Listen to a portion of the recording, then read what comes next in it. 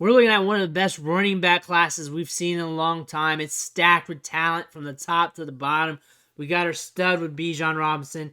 We got a lot of guys who are pegged to be good starters. And then in the middle to late rounds, we got a lot of guys who have the potential to pop off sometime during their career. This draft class is about 10 to 20 running backs deep of talent, and I'm not even joking. We've been talking about this all offseason. Today we're going to go over PFF's draft guide. We're going over the running back section. We're going to look at the advanced metrics. We're going to look at the grades, and this is just something new here. I haven't done this before, but I figured we'd go over this. If this is something you're into, make sure you hit that subscribe button, because I'm a one-man show here, trying to pump out different content. A lot of people look to this channel to build off their channels, their websites, their articles, and everything else. Plus, you never know what I'm going to bring up. This is something new. This is something different in this space, just going over a draft guide, going over highlights and stuff like that. But let's go ahead, dig in to the PFF draft guide, and let's see what treasures we get. And you know what? This is a good opportunity for you to see some of these advanced metrics, see some of these grades on these players. And you know what? We're just going to talk some ball. That's all we're going to do today. We're going to talk some ball like we do all the time. Have some fun with it. So the running backs here. First, the cover art. Got Bijan, Jamir Gibbs right there. It's a little bit of tank. More Bijan. Deuce Vaughn. So let's roll down here. Of course, Bijan Robinson's their RB1. 18th overall is what that looks like. I think that's what BB means. PFF grades. Last year, 95.3, pretty damn high. 86.7, 75.1. 2020, it took some time for him to get established. Also, during these 2 years, we were dealing with some injuries as well. With the rushing attempts, we saw that increase a lot throughout his career. Yards, 1,500 yards, 1,100 yards, good production. Touchdowns, 2 years of double-digit touchdowns, 6.1 yards per attempt last year. Solid numbers there. We're catching the ball in the backfield. We got good receiving numbers, but the numbers really don't matter. We saw what he does on tape. He can get targeted deep downfield. What I really want to look at is the cons here, because you rarely hear any cons about him. So can get a little bit too dancey at times. Suffered back, elbow, shoulder, neck injuries. That is one thing in his earlier years, his freshman, sophomore season. Those little injuries, or the bigger injuries, or whatever you want to call them, they were concerning, and then he had that healthy year this year. Solid. Raw yardage production, not quite on par with others given generational label. So I guess that's on par with the other generational running backs. A lot of generational running backs. You got a big freshman year, a bigger sophomore year, than 1,100 yards and 11 touchdowns.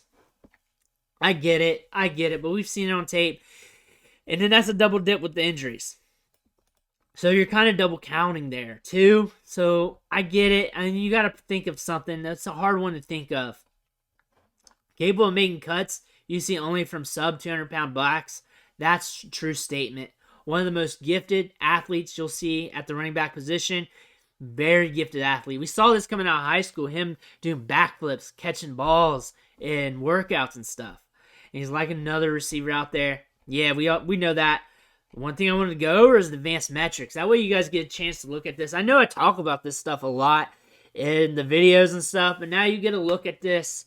So yards after contact per attempt, 4.2, 11th in the nation. Over 1,000 yards after contact on the year. Forced 104 missed tackles, top of all running backs, leading all running backs. 0.4 missed tackles per attempt. Zone attempts, 145, 112 gap. Pretty mixed there. That's a good thing to see. Carries of 15 plus yards or more. 9th in the nation with 22. 1.52 yards per route run. That's an interesting stat there. That's something to point out.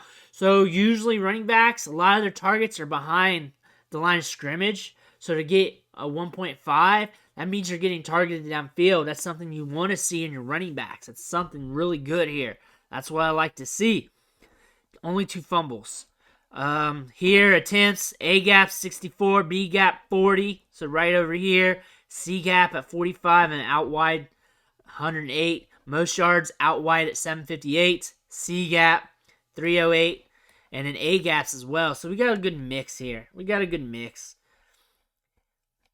Let's see where he wins is he's complete. Of course, he's very elusive, got power, catches the ball in the backfield, breaks tackles. I mean, you're not a generational talent unless you're complete. Rolls feature back. You're going to feature your offense around him. That is damn straight. The fumbles is kind of weird here. I remember reading this. His 6 fumbles on 539 carries. I don't know. I think you're just trying to make something up to have an issue with where he can improve, but I think that's a good stat line, really. I think that's pretty solid.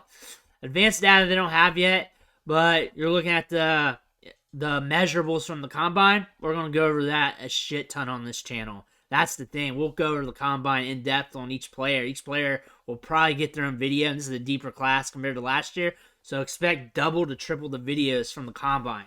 That's something I'm going to hit that hard. I'm going to hit that harder than last year. Zach Charbonnet, they got an RB2. 220-pound back. Could be more. I doubt if it's less. 6'1". He is a little taller.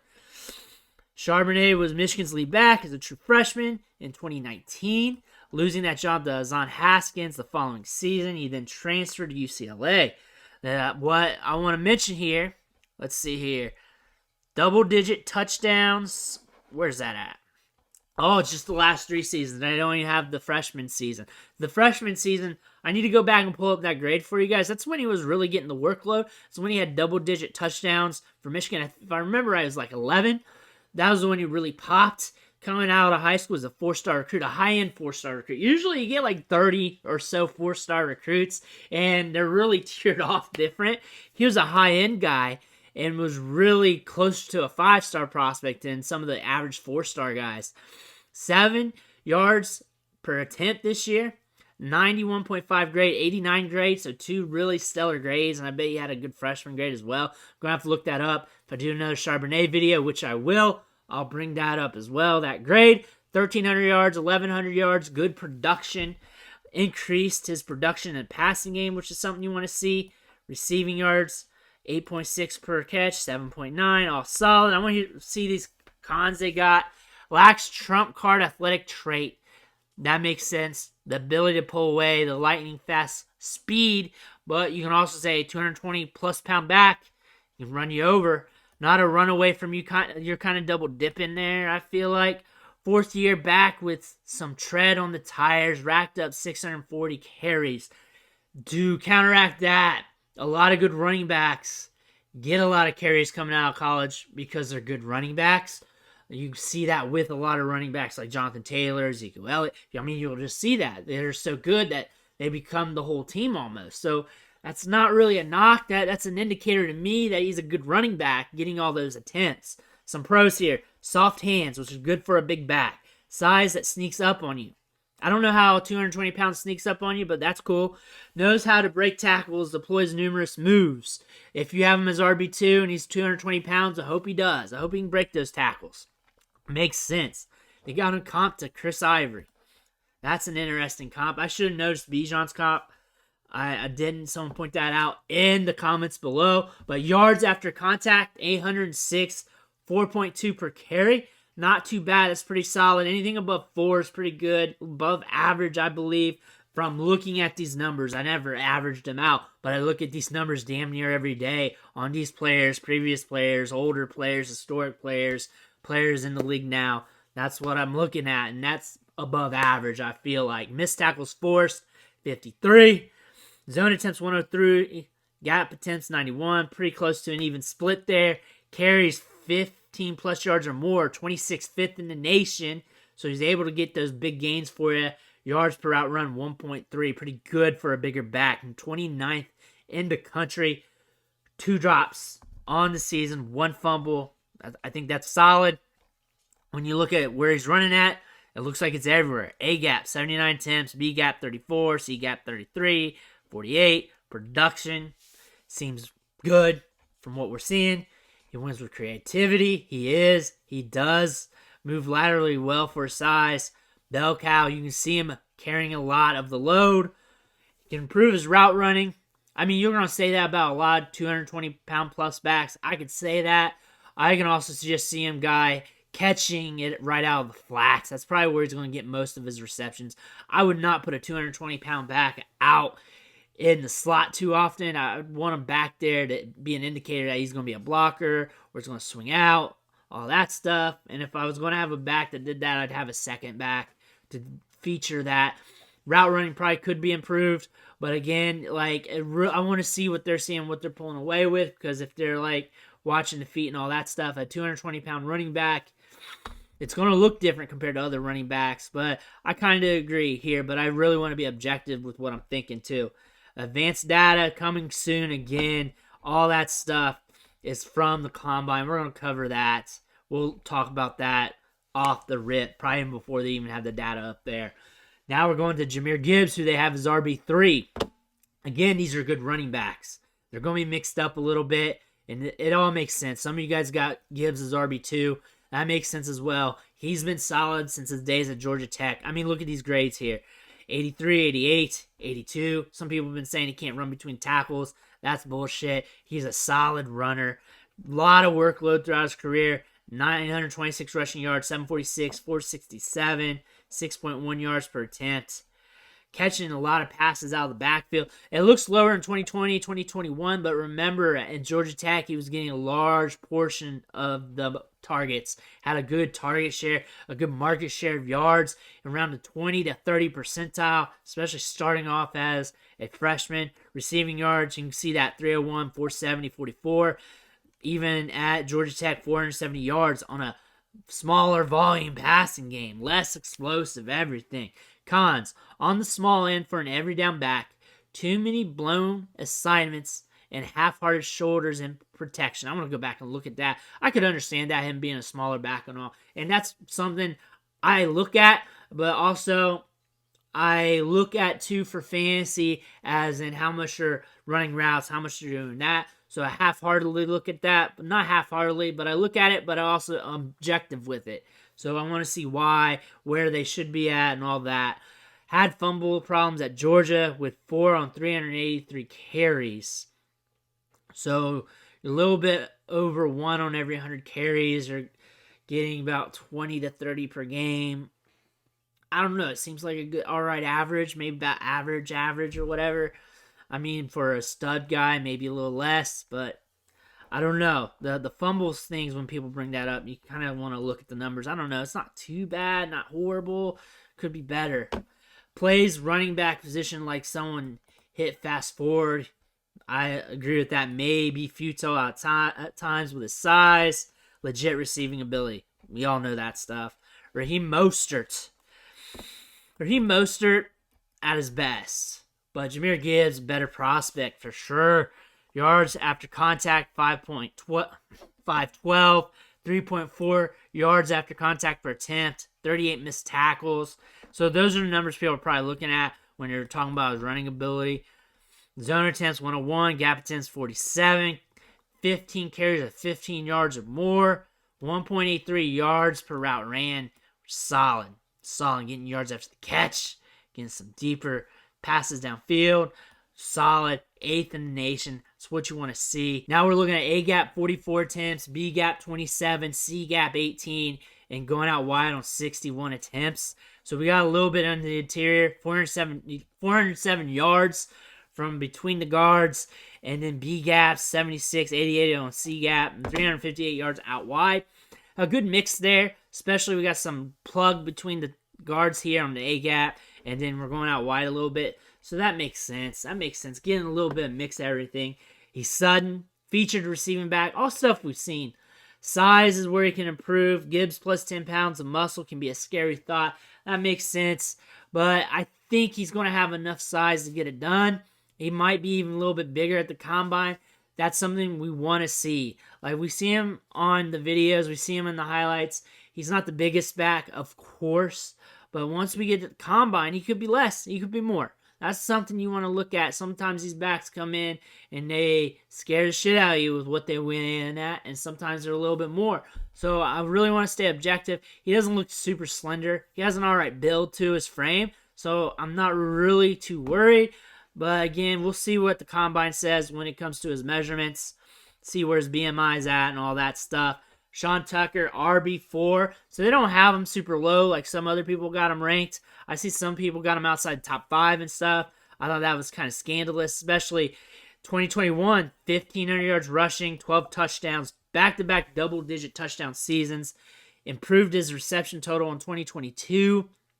79 grade in 2022, 81 grade in 2021, 77 grade in 2020. So he's pretty consistent. You can't say then, per the grade basis, that he fell off when 79 and 81's not too far off from each other. Receiving yards has been solid. Got a lot more work in the passing game this year, a lot more targets. So that's something good to see here.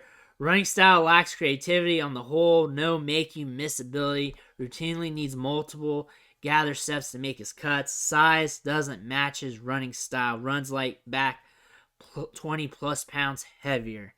Elite juice, shot out of the cannon. Built like he was carved out of marble. Defenders bounce off his thighs. Elite juice. They're not mentioning his speed. He's got track speed. You see that on tape with when he pulls away. So we may surprise you at the combine. They got him comped to Jonathan Taylor. Jonathan Taylor, 220-pound back, almost a 230 range, 4'3" back. I wouldn't be surprised if Sean Tucker hits those numbers, but really different comparison in size. I saw the picture they posted on Twitter, and I think it was more of a headline grabber to get them to here. The thing is, there are some advanced metrics where they kind of compare to each other. The rushing style, one way, is they see the hole and they're gone. And when I talk about it, it's like instantly they see the hole, they just don't hesitate. That's about the only thing I really see. Their usage in the passing game a little bit. But again, when guys are different so much in size by about 20 pounds, 15 pounds, 10 pounds, I look for him to be like 10 to 15-ish range. I look for him to be a little heavier than what he's listed at in a lot of sites. Just because looking at the pictures, he looks thicker. Thick legs, thicker build. I could see that. He's a little compact. That's probably why they're saying he runs like a 220-pound back. One, he picks up some juice. He's got a lot of kinetic energy, and he's thicker than what his initial weigh-ins look like, what's being described. And plus, body types are different. Body types are different. You can handle more. Some people can. Some people will look different at 200 pounds than the other guy looks at 200 pounds. It's just how things are. That's just how the anatomy is on some people. Yards after contact, 569 yards on the season. 2.8 yards after contact per attempt. That's pretty damn low for the year. I want to check their site, actually, because I've been stating different numbers all year, and that might not be, or that could be correct or redone. Sometimes their numbers on these draft guides are different than what they have in their database. 46 missed tackles, 46th in the nation on that. 0.23 missed tackles forced per attempt. Zone, 119. Gap, 80 on snaps. Carries 15 plus yards or more. He's got 15 of them. 37th in the nation. Again, 5 drops on the season. Got a lot more targets this year. Bad quarterback play. When rushing attempts, 6'3" in A gap, 36 in B gap, 33 in C gap, 70 out wide. So a good mix of everything. Good mix in the yardage totals. 2 down back. Tucker can be a rundown workhorse who's also a big play threat. He showed that at Syracuse. Don't expect much more.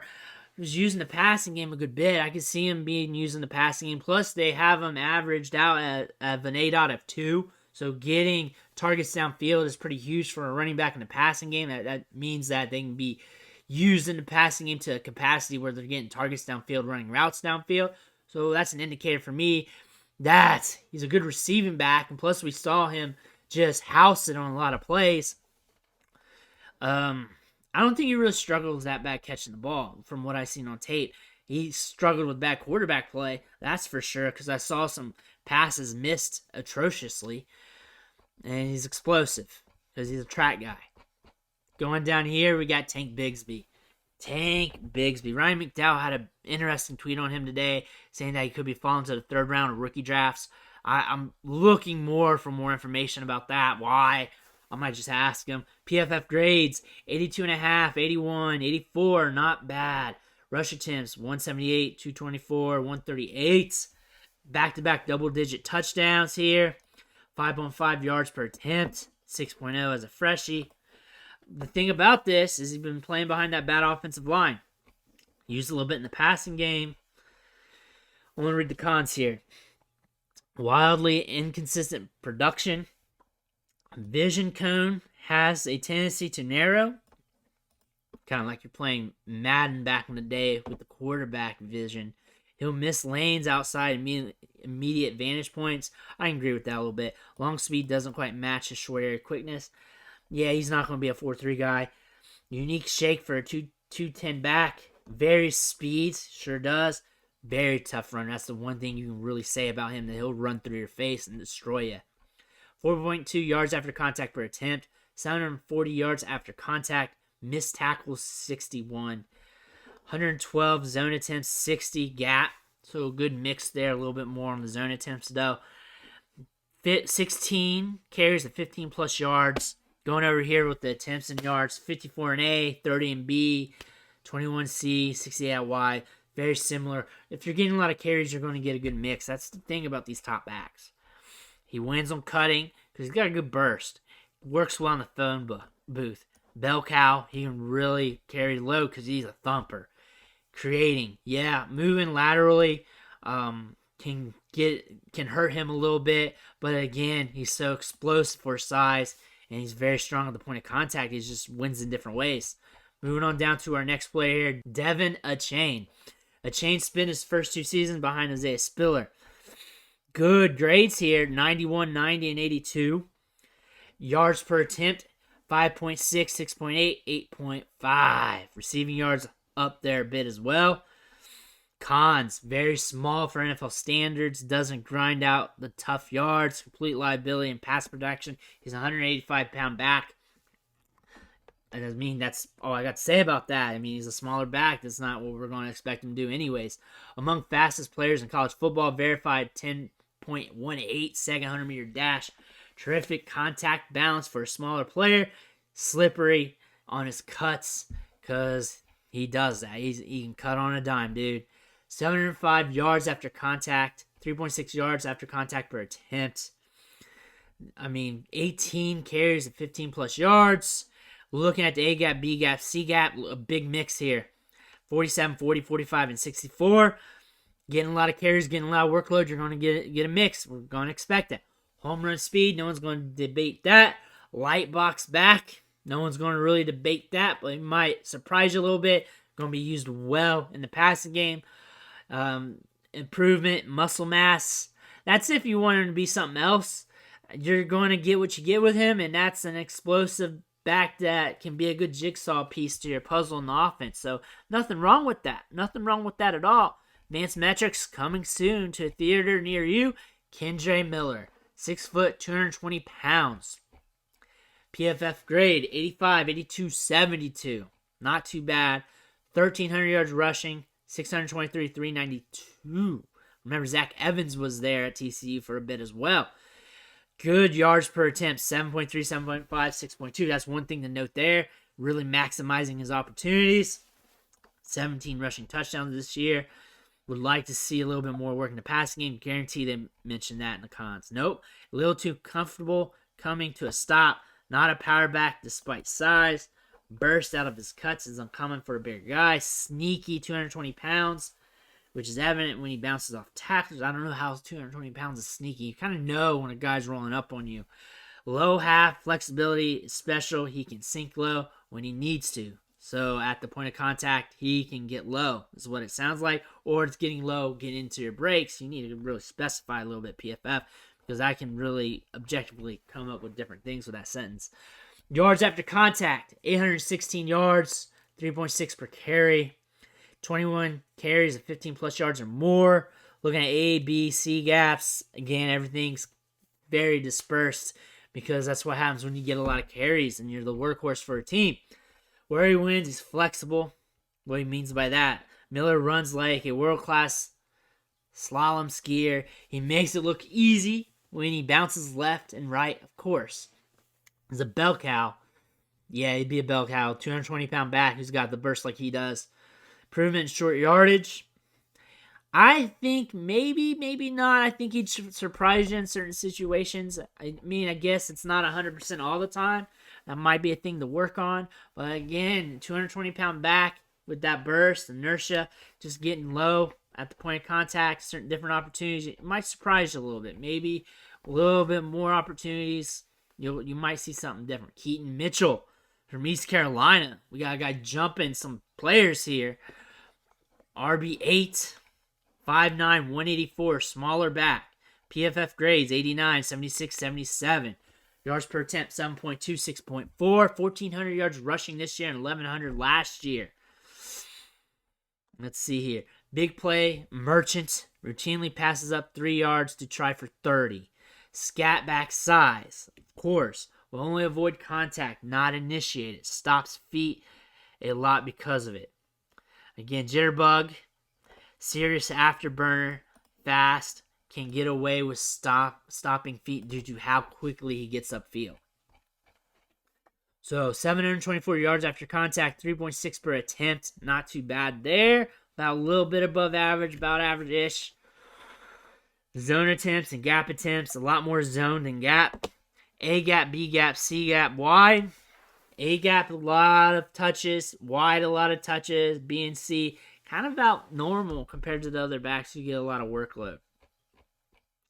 He wins with his shimmy, and shake and movement, gadget, running back, wide receivers, using the passing game, improvement of his running style. The thing is, 185-pound backs are going to do 185-pound back things. That's the thing about that. Moving on down here, Rashawn Johnson, RB9. Again, he's ahead of some players that we like. And I like him a lot. 6'2", 222 pounds, 223 on the size. Again, I'm listed different weights by a pound, though, so I guess it doesn't matter. 82, 84, 78. Not much tread on tires due to Bijan. Really giving him the fortitude to go forward next year into the NFL. Not much tread on tires. 14, 11, 8. Not much catches in his career. Going to cons, runs out of gas in open field. I would expect that at his size. Relatively high cut for a power back at the NFL level. Questionable how his game will translate. Rounds off cuts far more than you'd like. Creative tackle breaker. Running style that coaches will love. Relatively long arms for a running back, which makes for an effective stiff arm. Yards after contact, 4.2. 4.3 yards after contact per attempt. A gap, 25. B gap, 14. C gap, 13. Wide, 41. 11 carries at 15-plus yards. 1.16 yards per route ran. Is a comp to James Starks. James Starks from back in the day. I watched him play, but my brain's not going that far back. He can improve his hands. I mean, didn't get much opportunity. Hard-nosed runner, big, thick running back, power back. Of course, all lines up. Moving on to our next player, Dwayne McBride. Been watching him lately. Big back can do some things. 94, 89, 93. Some good grades. Back-to-back 1,000-yard season. 1,700 yards this year. 19 touchdowns. Very productive G5 back. 5 receptions in the last 2 seasons, though. 29 receiving yards last 2 seasons. Let's see. Not talking receiver. Below afterthought as a receiver, of course. Gets ran down. He's a bigger back. I saw that on tape. Plays one lower levels of competition. Yeah, G5 back. Springy back. Listed at 215, but runs like he's bigger. Ridiculous production. Yep. We all saw that. 1,000 yards after contact. 1,072 if you want to be exact. 4.6 yards after contact per attempt here. Difference between zone and gap. A lot more zone than gap. 155 to 77. 27 carries at 15-plus yards. A gap, B gap, C gap, wide gap. Looks normal here. 400 yards at A and B gap. So a lot between the tackles. 518 going out wide. Looks normal compared to other backs. Where he wins is with his feet. He does move laterally well for his size. 2 down back. That makes sense since he's not used that much in the passing game. Need pass game reps, which you can probably just get another back to fill that void. Anyways, so going down Chase Brown, a running back that we like. And 205 pounds. Probably going to be a good discount in the draft. 1,600 yards rushing this year. About 100 yards in every game this year. 81, 81, 75 on the PFF grades. 10 touchdowns this year. Just had a big year. This was his moneymaker year, and he did well. Not nearly as powerful as his height weight listed. Fumble problem. Let's see. Strong lower half. Stay away speed. Handled volume at Illinois. Yeah, he got a lot of volume. He was the whole team pretty much this year. Yards after contact, 935. 2.8 yards after contact per attempt. Got a shit ton of attempts, though. Let's see. 23 carries at 15 yards or more.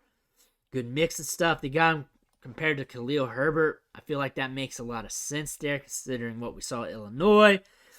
His gap runs look normal. Nothing too extreme there. Wins with speed. He does have some speed. Good change at pace back. That's kind of like what I'd see out of him, too. Ball security. 5 fumbles this year. I don't know how many attempts. They don't have that listed. Shit ton of attempts this year. 5 fumbles. I could see that with those numbers. Moving on down to Israel Abakanda. Another back that we like. 215 pounds, 5'11", 1,400 rushing yards this year. Just blew up. This was his breakout season.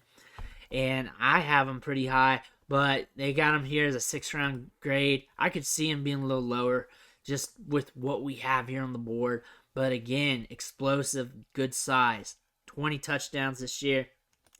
Could be used more in the passing game. Doesn't run to his size. Loose running style. Needs more answers to break tackles. He's a little stiff. He's a little stiff-hipped. Knows for big plays. High in combination of size and speed. Great at noticing when there's a space to bounce. I could see that because he's explosive. Joshua Kelly was very productive, I think, from UCLA. Similar, I think, more size than just speed out of Israel. But I think Kelly was more lateral. He moved laterally a lot better. Yards after contact, 644, 2.7 per attempt. 19 carries of 15-plus yards or more. He's got good speed. Projected as a speed back. He needs to improve his running style. I could see that. A little bit more power to his game. A little bit more creativity. Movement laterally would help him a lot. Going down to our next guy, and that's it. That's our running back. So not all the running backs are in this. Just a good sample, though. And some guys to look at. There are some more running backs that we talk about on the channel in the rankings that weren't even listed. They got Israel ranked as a 6th-round back. We'll be covering the wide receivers in another day or so. That way you can look at them and get a good look at how they got them graded as well. But interesting to look at how PFF's got these players graded, where they got ranked, where they got them going in the draft. And things will shake up come the combine. Things will shake up come the NFL draft. And where these players land will really help them out for the Dynasty Fantasy Football stock. Let me know your thoughts below in the comments. I want to hear about them. I want to thank you for watching, and I'll catch you on the next video.